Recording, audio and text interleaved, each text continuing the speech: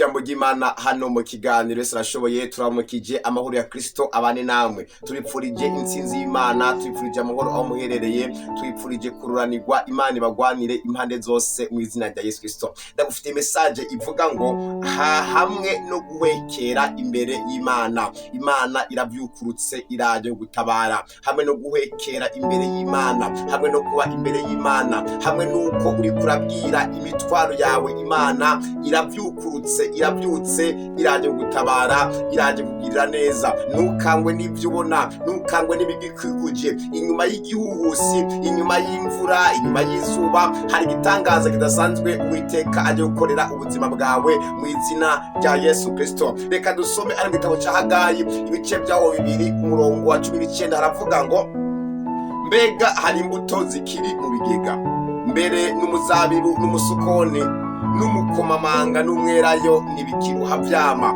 ariko uhereye iri zuba nzobaha imigisha. Imana nishime cyane, haleluya.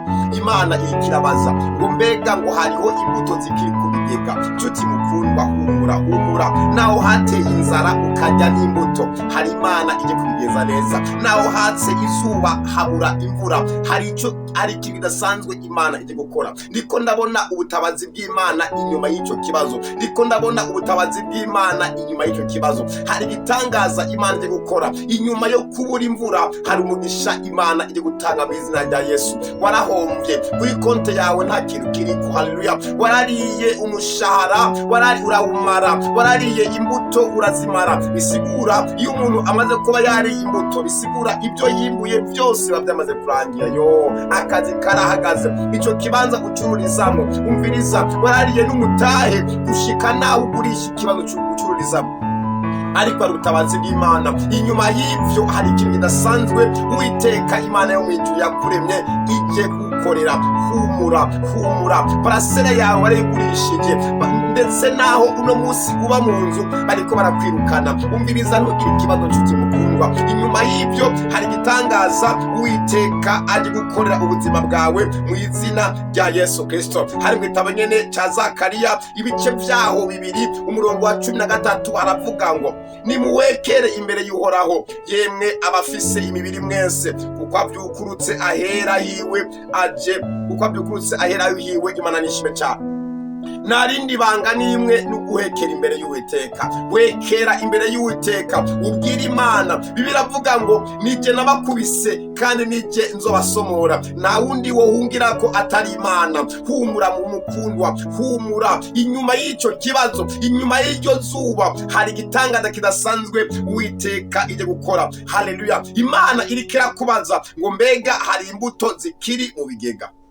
Imana amaze kubona yuko atakintu muri konti yawe, nta kintu kirimo, ndetse n'ukwugara barayugaye. Ariko humura nshuti mukundwa. Wagize ikibazo uragurisha itongo, imbere yo kugurisha itongo wabanze gukotesha gahawa, gukotesha ibitokiyo, ariko inyuma urabigurisha byose. Ndatangaza intsinzi mu izina rya Yesu. Humura, hari igitangaza Imana iri gukora. Imana nivuze gutabare inyuma y'izuba kwaka, inyuma y'imbuto kubura, hari ikidasanzwe Imana ije gukorera. Hari imvura y'umugisha, hari imvura y'umutekano, hari imvura y'amahoro. Imana ihinduye ibintu. Ivyara amarira bije kuba amariba, ivyara imivumo bije kuba umugisha, kubera Imana iravyukurutse ije kugutabara.